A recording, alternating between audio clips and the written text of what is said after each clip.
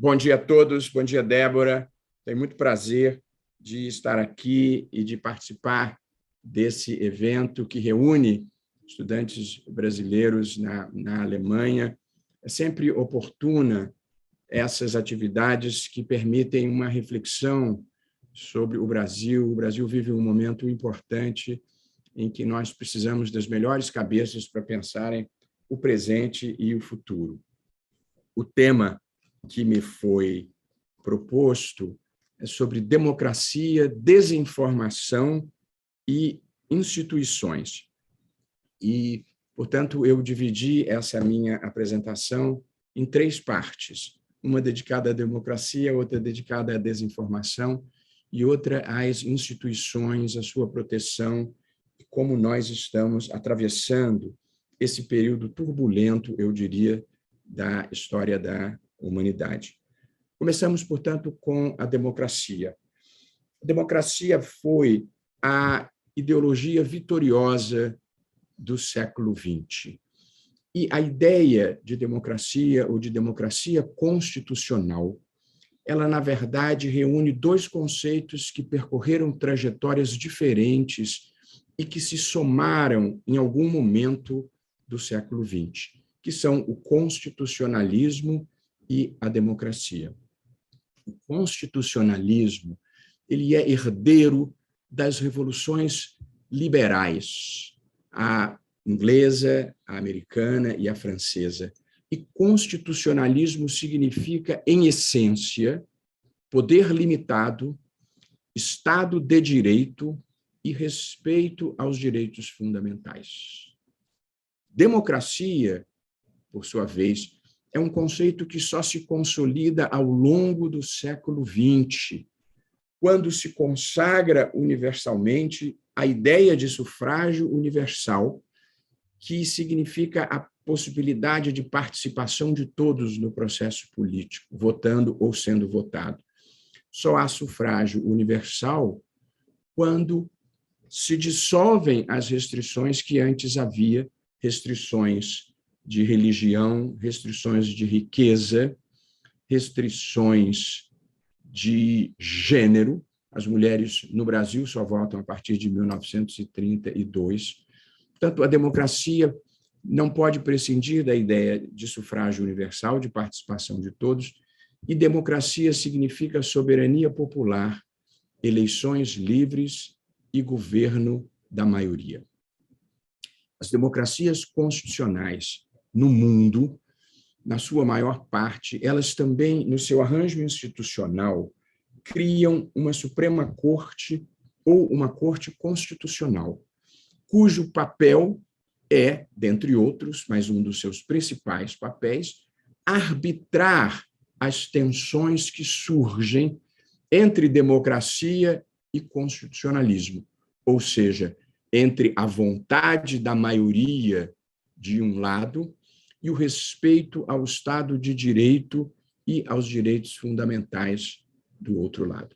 Portanto, essa é a base conceitual com a qual nós vamos trabalhar, a de democracia constitucional, significando, portanto, soberania popular, eleições livres, governo da maioria, poder limitado, Estado de Direito e respeito aos direitos fundamentais, além da existência de uma Suprema Corte ou de um Tribunal Constitucional com este papel muito importante de arbitrar as tensões que surgem em qualquer democracia entre quem exerce o poder político majoritário e quem tem que proteger a Constituição, o Estado de Direito e os direitos fundamentais.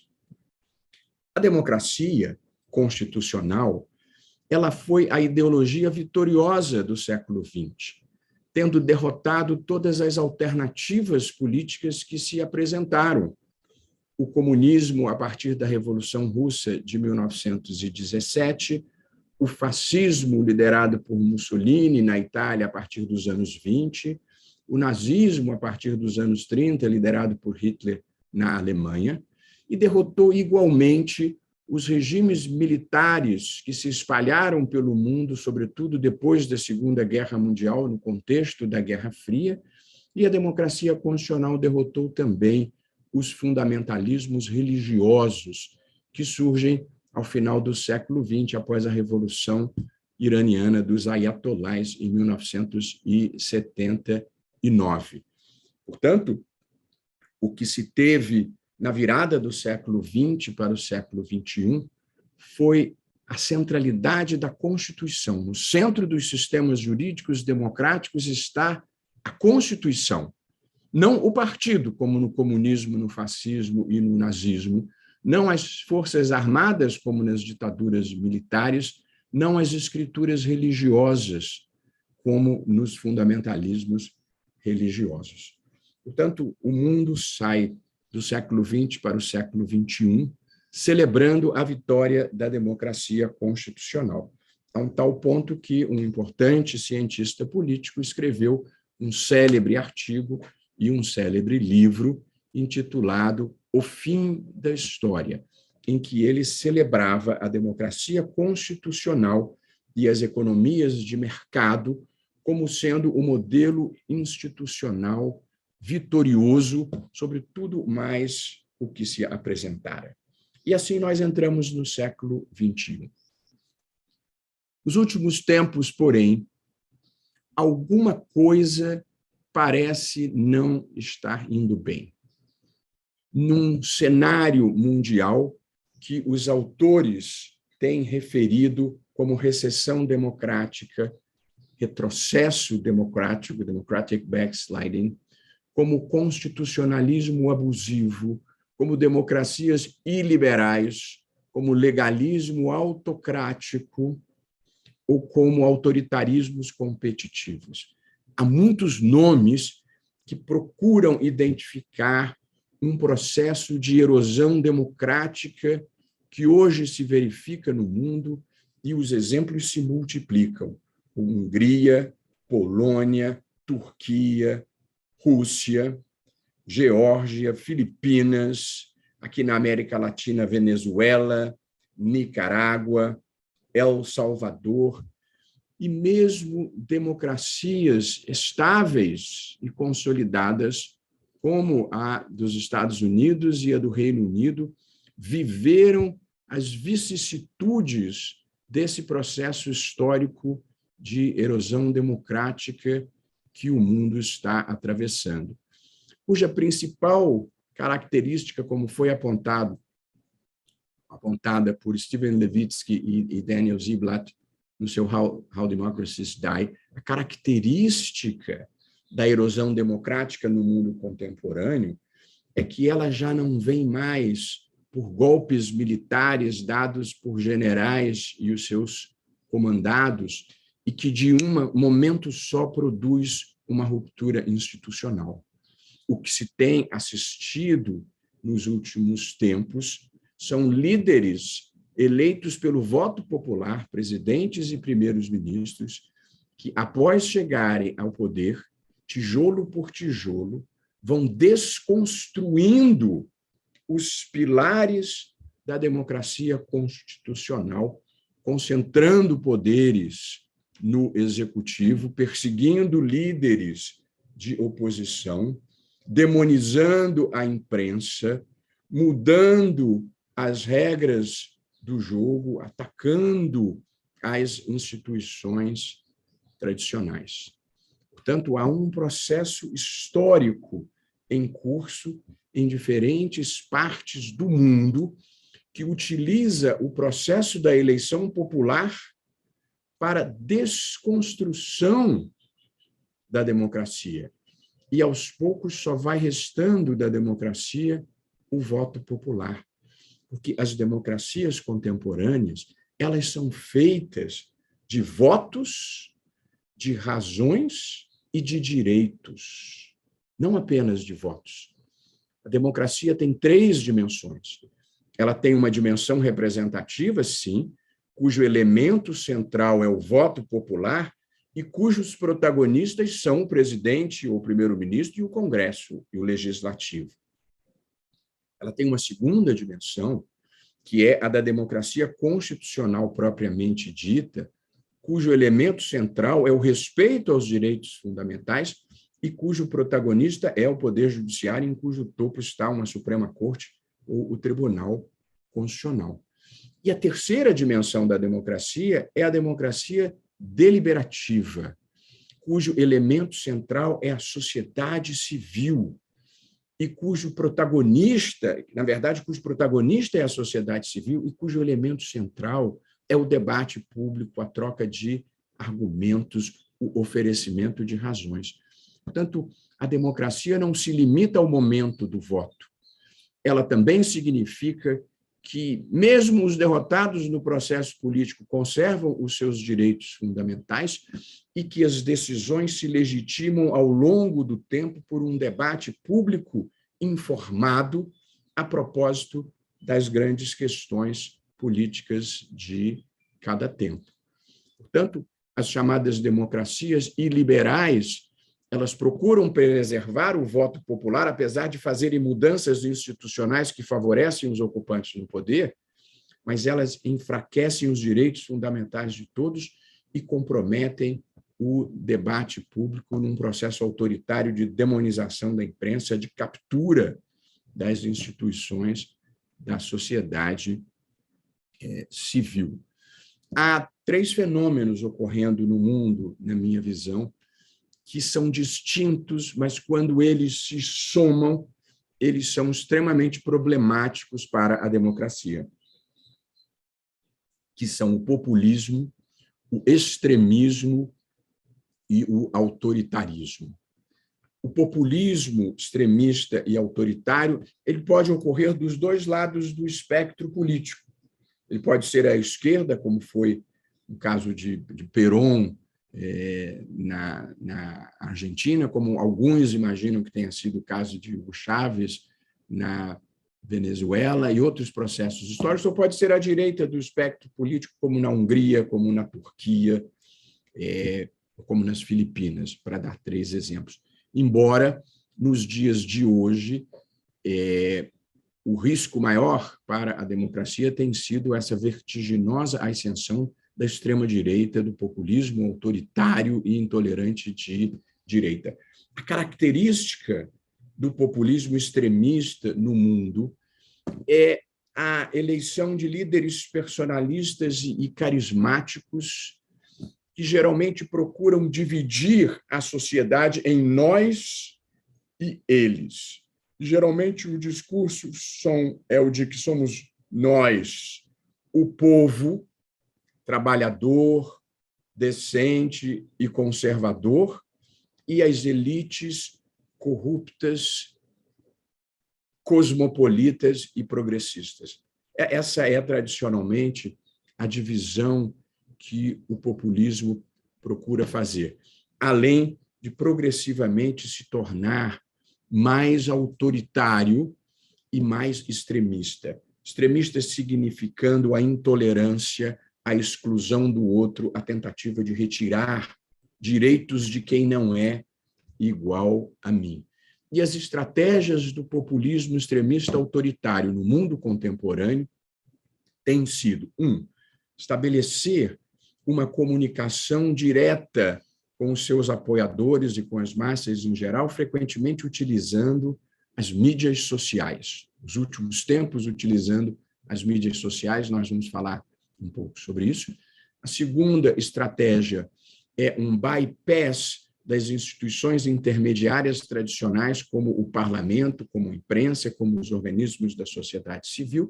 E, em terceiro lugar, o ataque às instituições tradicionais, sobretudo às Supremas Cortes ou tribunais constitucionais, como aconteceu em quase todo o mundo. Uma tensão entre líderes populistas autoritários e as Supremas Cortes e os tribunais constitucionais. Por quê? O papel de uma Suprema Corte, de um tribunal constitucional, é interpretar a Constituição. E o papel da Constituição é limitar o poder político. A Constituição institucionaliza e limita o poder político. De modo que, em todas as democracias, existe algum grau de tensão entre quem exerce o poder político majoritário e quem tem o papel de contê-lo dentro dos limites da Constituição. A característica das democracias é que essa é uma tensão absorvida de maneira institucional e civilizada. Nos populismos extremistas autoritários, essa tensão gera ataques de naturezas diversas, por vezes verbais e por vezes com tentativas de esvaziamento e de captura dessas cortes constitucionais e dessas Supremas Cortes. Ocorreu um fenômeno no mundo de insuficiência das democracias, é preciso reconhecer isso. E essa insuficiência das democracias em enfrentar alguns dos seus inimigos, como a desigualdade extrema, como a apropriação privada do Estado por elites extrativistas, gerando esse sentimento de não pertencimento em muitos setores da sociedade, esse ambiente de falhas da própria democracia permitiu o florescimento em diferentes partes do mundo desse sentimento antidemocrático que hoje nos ameaça a todos.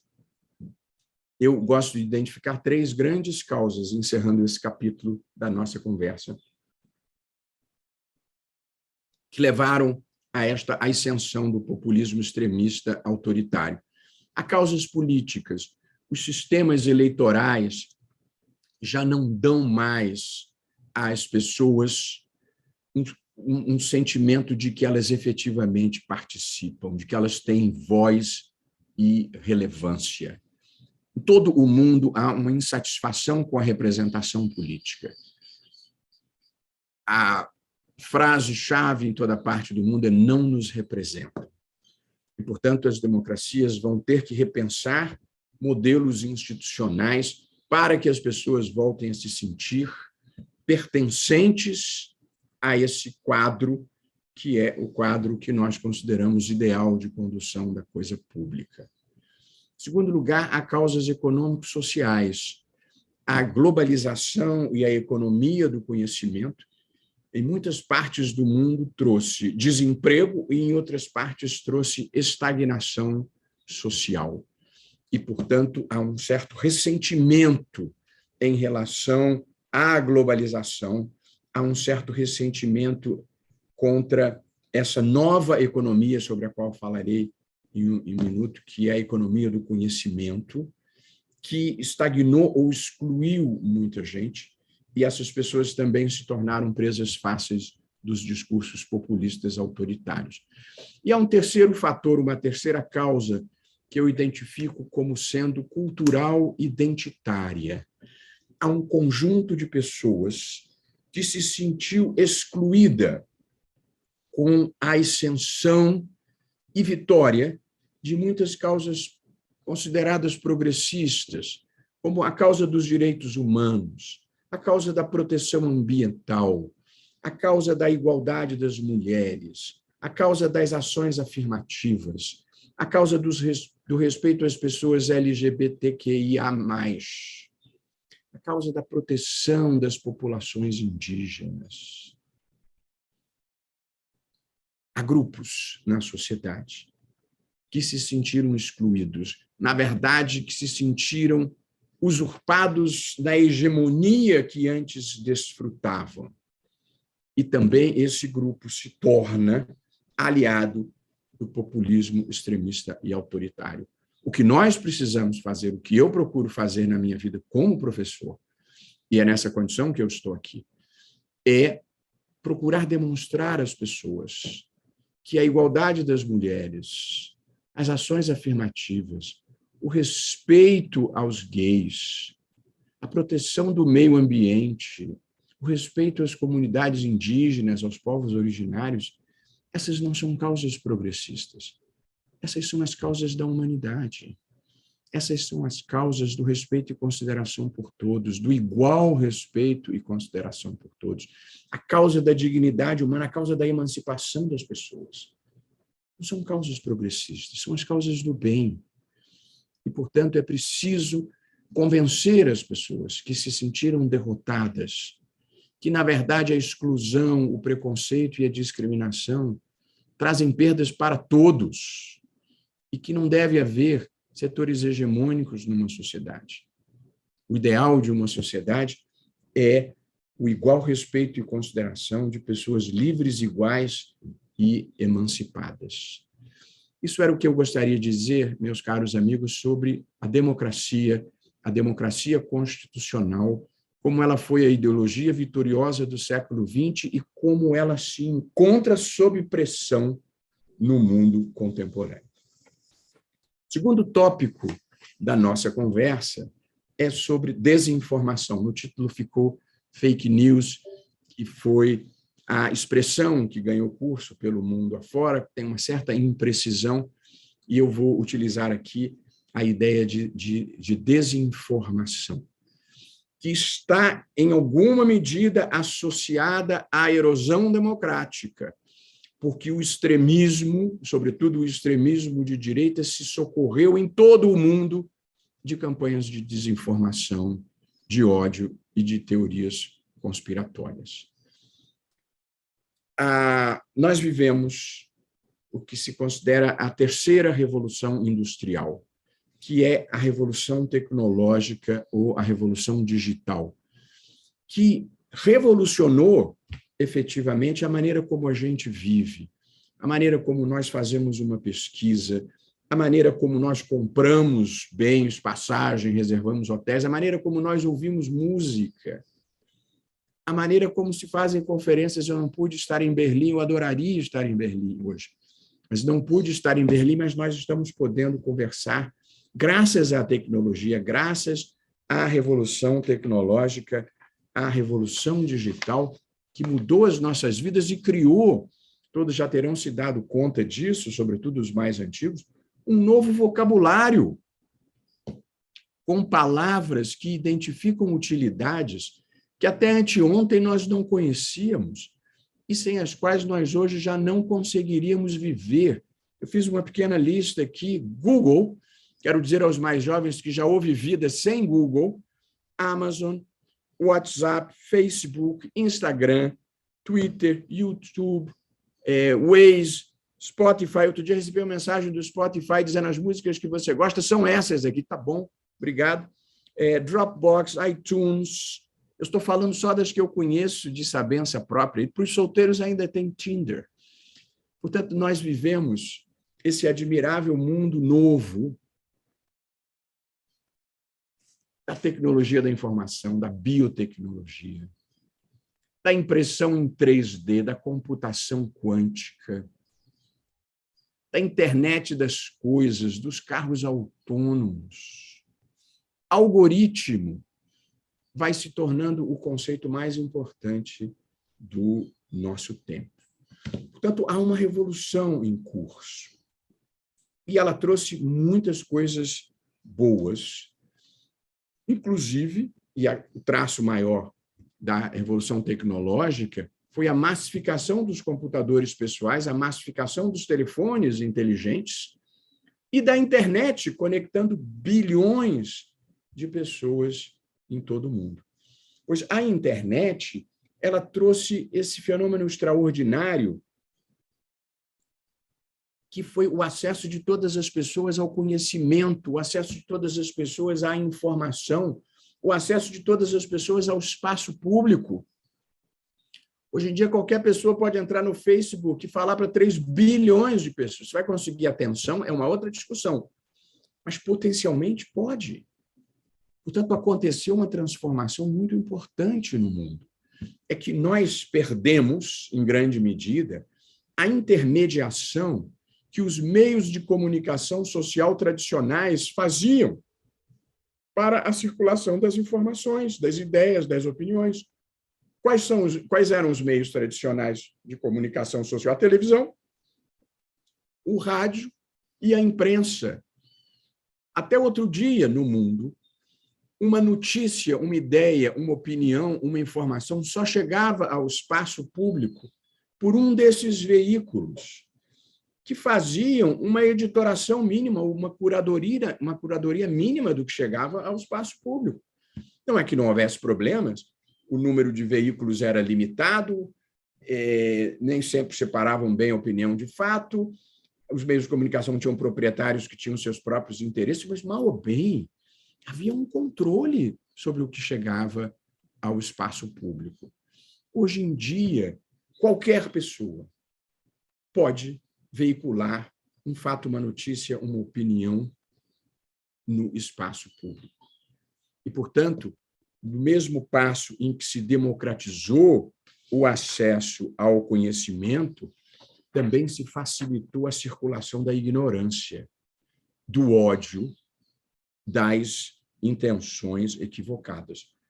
Um dos subprodutos principais da revolução tecnológica da internet no mundo contemporâneo foi o surgimento das mídias sociais. Quando eu falo mídias sociais, eu me refiro a plataformas tecnológicas como o Facebook, como o Instagram, como o YouTube, e mesmo aplicativos de mensagens como o WhatsApp, como o Telegram, Twitter. Portanto, o mundo hoje vive a ascensão dessas mídias sociais. O Facebook tem mais de 3 bilhões de usuários. O YouTube tem 2,5 bilhões de usuários. O WhatsApp tem 2 bilhões de usuários. Em um país como o Brasil, as mídias sociais se transformaram na principal fonte de informação das pessoas. Uma pesquisa documentou que 79% dos brasileiros têm como única fonte de informação o WhatsApp.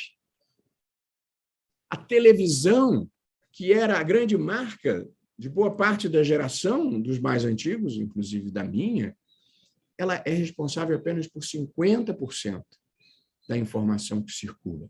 E a imprensa escrita, para seres jurássicos como eu, que ainda gosta de folhear um jornal ou uma revista, só 8% das pessoas se informam com os jornais impressos. Eu preciso dizer que eu já me digitalizei também, mas relutantemente. Mas a gente deve ceder graciosamente à passagem do tempo. Portanto, há um fenômeno novo, que são as mídias sociais. Quando elas surgiram, a ideia era a de que elas deviam ser livres, abertas e desreguladas. Essa era a frase padrão, esse era o chavão, a internet tem que ser livre. E, progressivamente, os países, as pessoas, as autoridades foram se dando conta de que não era possível que a internet não fosse regulada. Ela precisa ser regulada do ponto de vista econômico, para impedir dominação de mercados, proteger os consumidores, proteger direitos autorais, fazer tributação justa. Elas precisam ser reguladas para proteger a nossa privacidade. Hoje em dia, essas plataformas tecnológicas, elas têm uma imensa quantidade de informações sobre cada um de nós, não só onde a gente mora, o que a gente trabalha, quanto a gente ganha, mas também quais são os nossos interesses, o que a gente estuda, o que a gente pesquisa, o que a gente compra, para onde a gente viaja. E, portanto, essas informações podem ser utilizadas indevidamente, como o escândalo da Cambridge Analytica demonstrou para o mundo. Então, foi preciso regular a internet e as mídias sociais para a proteção da privacidade. E é preciso, e aqui é o tema que mais nos interessa, é preciso também regulá-las em alguma medida com relação aos seus conteúdos e aos comportamentos que as pessoas adotam na rede, online. E aí nós temos 3 fenômenos que precisam ser objeto de reflexão: os comportamentos inautênticos, os comportamentos criminosos e a desinformação. Os comportamentos inautênticos, eles estão associados ao uso de robôs e de perfis falsos e de trolls que são contratados para a disseminação de notícias falsas. Há uma estratégia perigosíssima de amplificação da mentira e de amplificação da notícia falsa que precisa ser levada em conta pelos reguladores. Porque se alguém disser na rede que querosene cura a Covid, é grave, porque pode matar alguém, mas se esta mentira, se esta desinformação é amplificada e chega a milhões de pessoas, ela se torna muito mais grave. Portanto, é preciso, em primeiro lugar, enfrentar os comportamentos inautênticos na rede de amplificação de notícias falsas, seja por um interesse que se quer promover, seja como acontece muitas vezes no Brasil, inclusive, a amplificação da notícia falsa para afogar uma notícia verdadeira e desagradável que alguém não queira que circule. Em segundo lugar, é preciso enfrentar os conteúdos ilegítimos, ilícitos. A internet não pode ser um lugar para apologia do terrorismo, do nazismo, ataques à democracia, venda de armas. E, em terceiro lugar, vem a questão da desinformação, que é a criação e circulação de mentiras deliberadas para ganho pessoal, seja econômico, seja político, seja de qualquer outra natureza. Portanto, o mundo inteiro hoje lida com esse fenômeno da desinformação e a preocupação de administrar a desinformação sem comprometer a liberdade de expressão, que é um valor essencial para a democracia e que é comprometida a liberdade de expressão pela circulação de notícias falsas, de desinformação, de teorias conspiratórias. Vocês estão lembrados que eu disse que a democracia hoje também é feita do debate público, de qualidade, em busca das melhores soluções e da legitimação das decisões políticas. E se o espaço público é inundado por mentiras e desinformação, isso passa a ser um problema dramático. Tanto o direito constitucional, que é onde eu atuo, ele lida com a situação de ter sido concebido para limitar o poder público, o poder político, e para proteger direitos fundamentais contra o Estado. E agora nós precisamos limitar o poder imenso dessas plataformas tecnológicas que são agentes privados. E estamos lidando com novos direitos fundamentais, como o direito à inclusão digital, o direito à proteção dos próprios dados. Portanto, esse era o capítulo sobre a desinformação que eu gostaria de trazer aqui e compartilhar algumas ideias importantes. Todos estão sabendo, na União Europeia, esses dias agora, acaba de ser aprovada a lei que vai reger os serviços digitais na União, no âmbito da União Europeia, num esforço para impedir que as plataformas tecnológicas deixem de ser um instrumento importante de comunicação social e se transformem em agentes de degeneração da democracia. E, por fim, algumas palavras sobre as instituições. O populismo autoritário, ele tem uma tensão natural com as instituições, porque eles chegam ao poder, o populismo autoritário, geralmente, ele chega ao poder prometendo combater as elites e se apresentando como os únicos representantes do povo.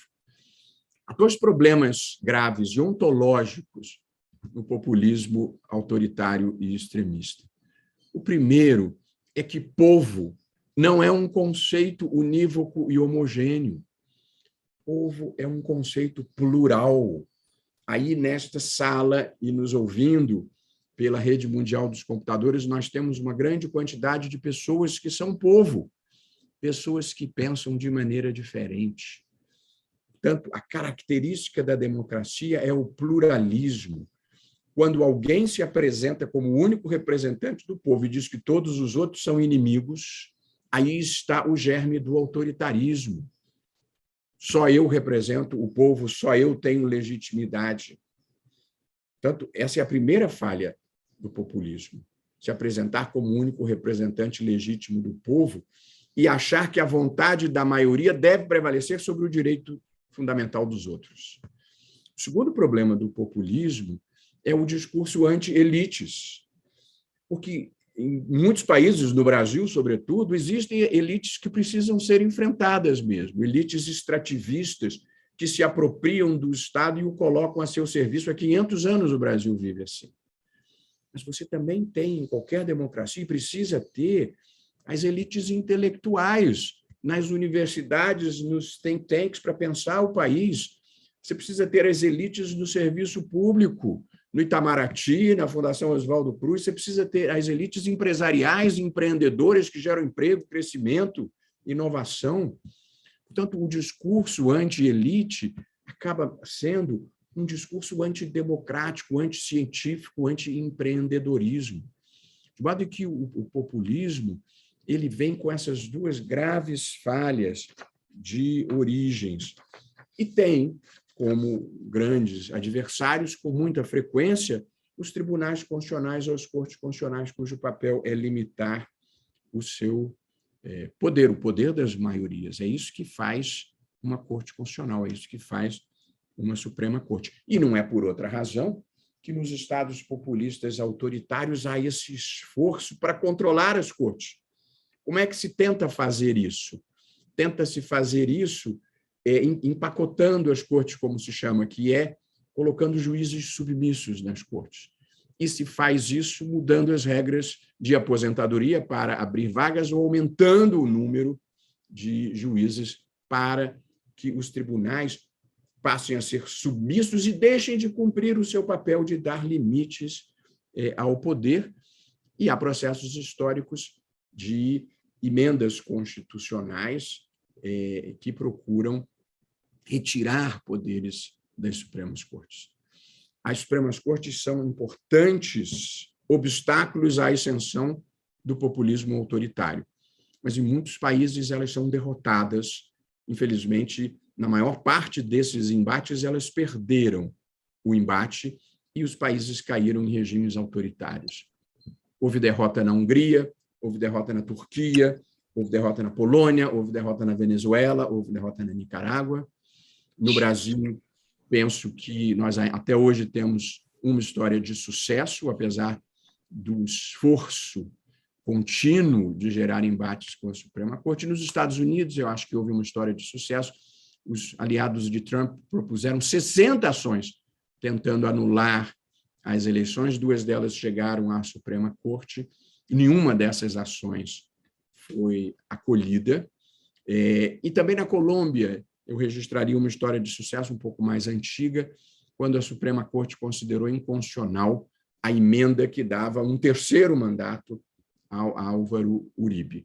As cortes constitucionais são importantes na resistência democrática, mas elas não têm condições de ganhar essa briga se lutarem sozinhas. Elas precisam das outras instituições, elas precisam de pluralismo político, elas precisam da sociedade civil de uma maneira geral. Onde as Supremas Cortes enfrentaram sozinhas essas brigas, elas perderam, como foi o caso mais emblemático da Rússia, em que a Suprema Corte invalidou os atos do Yeltsin, lá atrás, que fechou a Duma, que fechou o parlamento. Yeltsin convoca uma consulta popular e mantém o parlamento fechado e fecha também a Suprema Corte. E quando ela é reaberta em 1995, já se está sob o regime de Putin e ela não tem nenhuma expressão relevante na contenção do regime autoritário. Nós, no Brasil, o Brasil está no mundo, o mundo enfrenta essa onda populista, extremista e autoritária, e essa onda, evidentemente, esteve no Brasil. Muitos sites, blogs e canais de extrema-direita furiosa, grosseira, atacando o Congresso, atacando as instituições, pregando agressões físicas às pessoas, defendendo a difusão das armas. Nós tivemos momentos graves na experiência recente brasileira, com a participação do próprio presidente da República num comício na porta do QG do Exército, pedindo o fechamento do Congresso e do Supremo Tribunal Federal. Tivemos um desfile de tanques na Praça dos Três Poderes. Desde Roma, isso é um mau sinal. A frase cruzar o Rubicão é que, na República Romana, que depois da experiência grega foi a primeira experiência próxima a algo de democracia no mundo, a regra era que os generais não atravessavam o Rubicão, eles não entravam com as suas tropas nos espaços do poder civil. Quando César atravessou o Rubicão com as suas tropas, acabou a República Romana e veio 500 anos de despotismo sobre o Império Romano, ou mais, se nós contarmos do Oriente. Portanto, um desfile de tanques na Praça dos Três Poderes é um episódio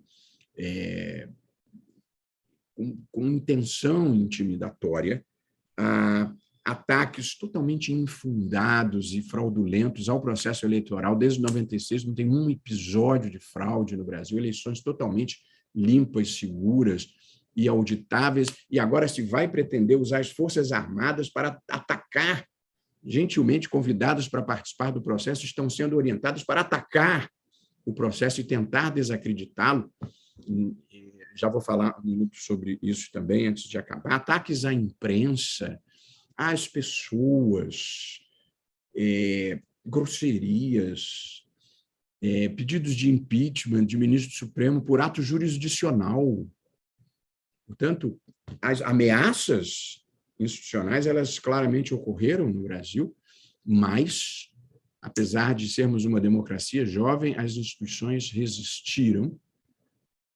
O Congresso Nacional continua funcionando, tomando as decisões que tem que decidir, derruba vetos do presidente quando acha que é o caso de derrubar, rejeita medidas provisórias quando é o caso de rejeitar. Portanto, o Congresso Nacional tem funcionado. Você pode concordar mais ou menos, mas ele tem funcionado.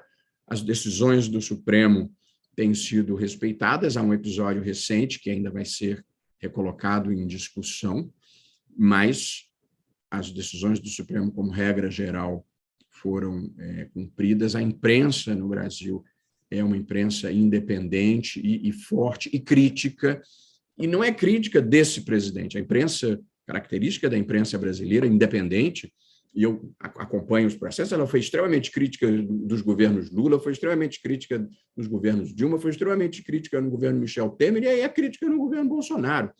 Portanto, não há nada de específico aqui. É uma imprensa que cumpre este papel de olhar com uma visão crítica o que está acontecendo. Portanto, e uma sociedade civil que já não aceitaria mais aventuras autoritárias. Um fenômeno, em alguma medida, preocupante, mas que até aqui não tem ocorrido, mas é preciso estar atento, é um esforço de politização das Forças Armadas. Esse é um risco real para a democracia, e aqui gostaria de dizer, por um dever de justiça, e eu que fui um crítico severo do regime militar, um militante contra a ditadura militar, nesses 33 anos de democracia, se teve uma instituição de onde não veio notícia ruim e que teve um comportamento exemplar, foram as Forças Armadas. Eu gosto de trabalhar com fatos e de fazer justiça. O país atravessou momentos de turbulência, impeachment do presidente Collor, casos gravíssimos de corrupção, impeachment da presidente Dilma Rousseff, turbulências variadas no mundo, e ninguém cogitou de uma solução que não fosse o respeito à legalidade constitucional. Portanto, nós percorremos todos os ciclos do atraso nessas 3 décadas de democracia. E o desejável é que continue a ser assim. Mas todos nós assistimos repetidos movimentos para jogar as Forças Armadas no varejo da política. Isso seria uma tragédia para a democracia e seria uma tragédia para as Forças Armadas, que levaram 3 décadas para se recuperarem do desprestígio do regime militar e se tornarem instituições valorizadas e prestigiadas pela sociedade brasileira. E, portanto, eu tenho a firme expectativa de que elas não se deixem seduzir por esse esforço que eu vejo e muitos outros veem de jogá-las nesse universo indesejável para uma instituição de Estado, que é o universo, a fogueira das paixões políticas. E, até agora, o profissionalismo e o respeito à Constituição têm prevalecido. mas não deve passar despercebido que militares profissionais, admirados e respeitadores da Constituição foram afastados. O general Santos Cruz, um herói brasileiro que combateu no Congo, o general Mainar Santa Rosa, um homem de maior integridade, eu mesmo convivi com ele quando ambos estudamos nos Estados Unidos numa mesma época, um homem corretíssimo. O próprio general Fernando Azevedo, que foi ministro da Defesa, pessoa de imensa integridade, grande liderança. Os 3 comandantes das forças todos foram afastados. Não é comum isso, nunca havia acontecido isso dessa forma.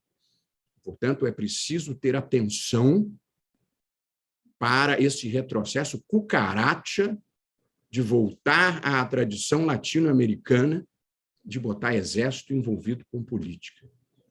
É uma péssima mistura para a democracia, é uma péssima mistura para as Forças Armadas, e eu tenho fé de que as lideranças militares saberão conter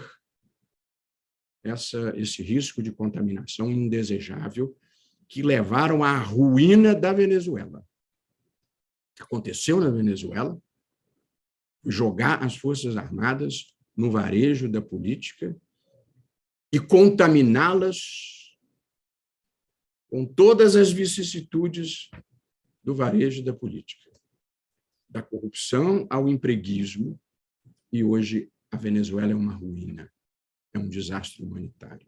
Ministro, eu vou precisar interromper o senhor, porque nós gostaríamos de coletar algumas perguntas também da nossa audiência, se fosse possível. Nós estamos chegando ao final do painel. Olha que eu medi o meu tempo aqui, bem cravado,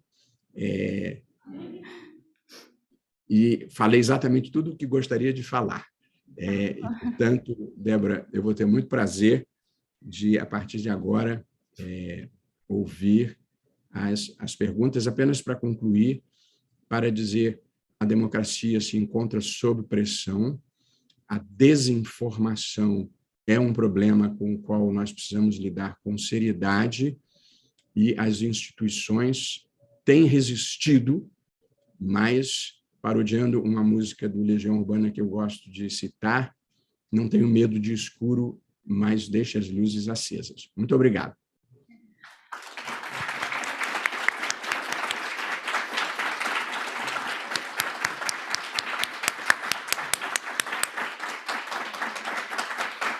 Grato. Obrigada, senhor ministro. Obrigada também por essa perspectiva internacional e por essa perspectiva histórica. O senhor falou sobre governo da maioria, erosão democrática, ataque aos tribunais constitucionais. De fato, nós vemos indivíduos em posição de poder se beneficiando de normas jurídicas apenas quando lhes convém. Uma certa instrumentalização do devido processo legal e das prerrogativas constitucionais.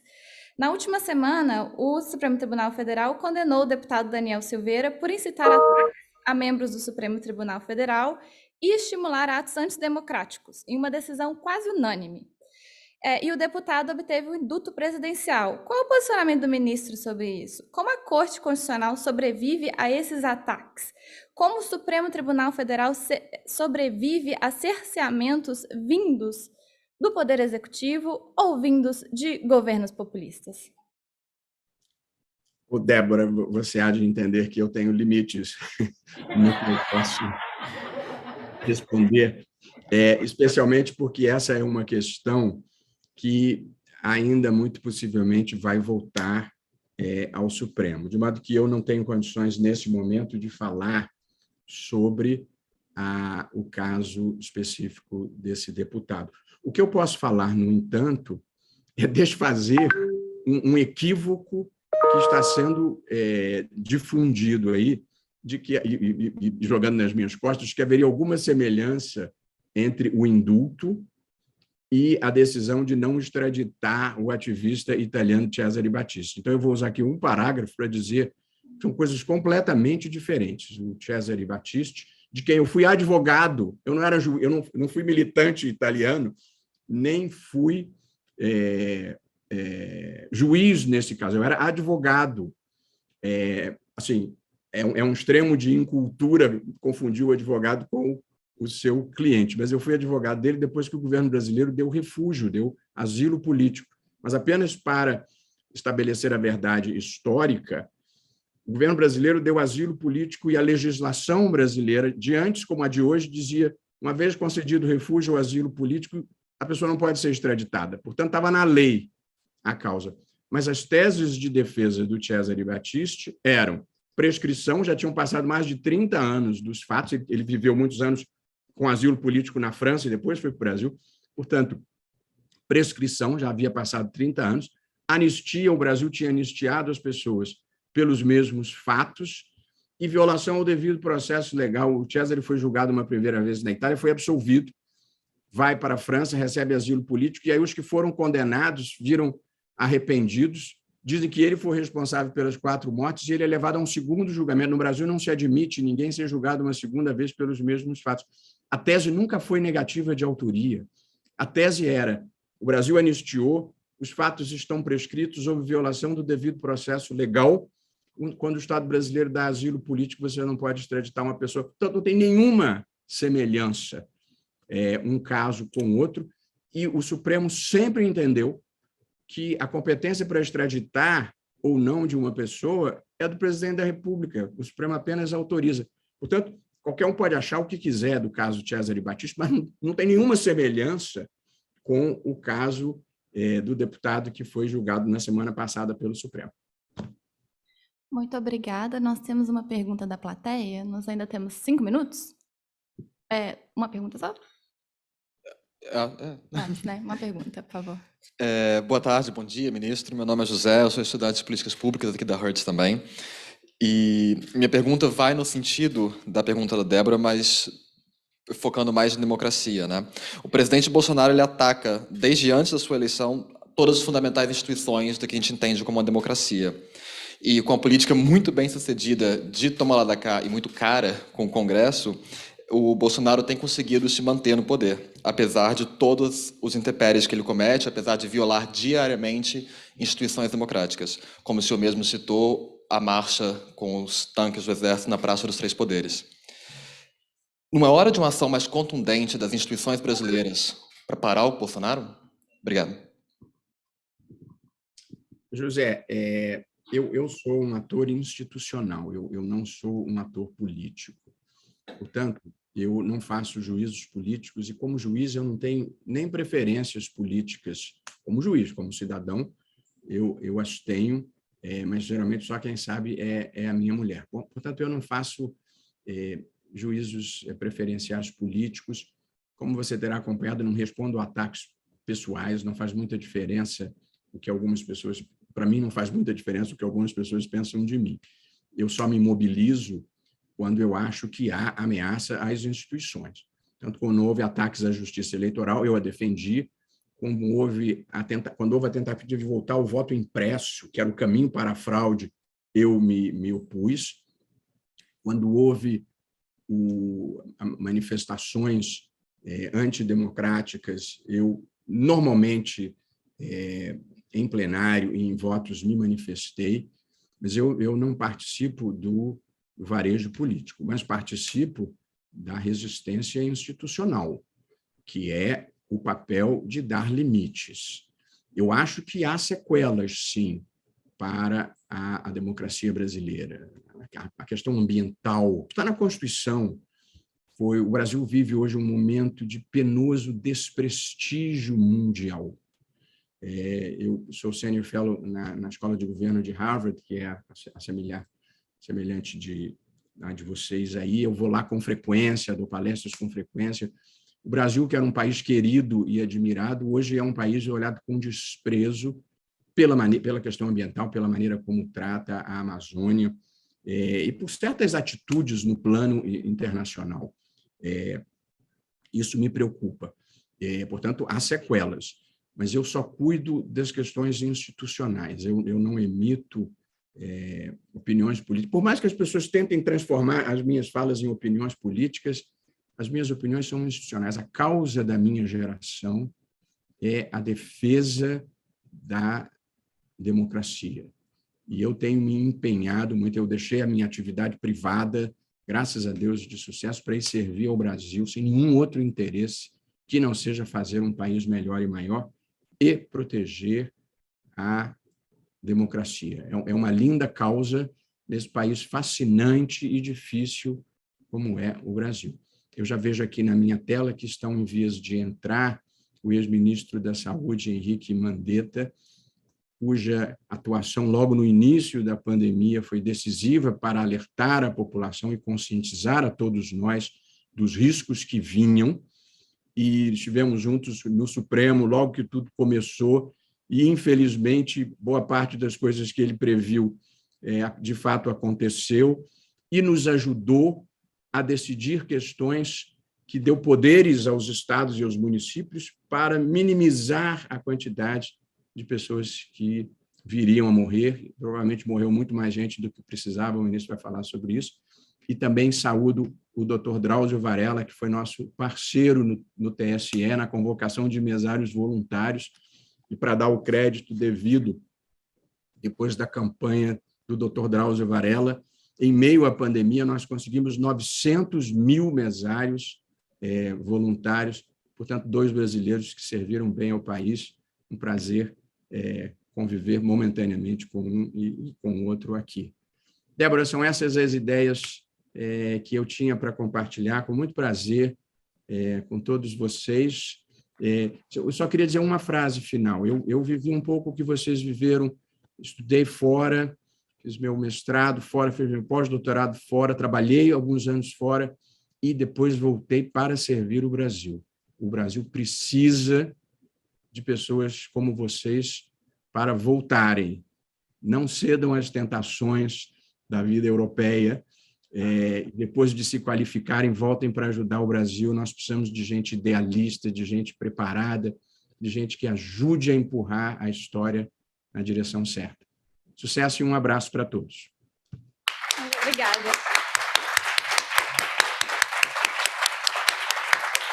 Obrigado.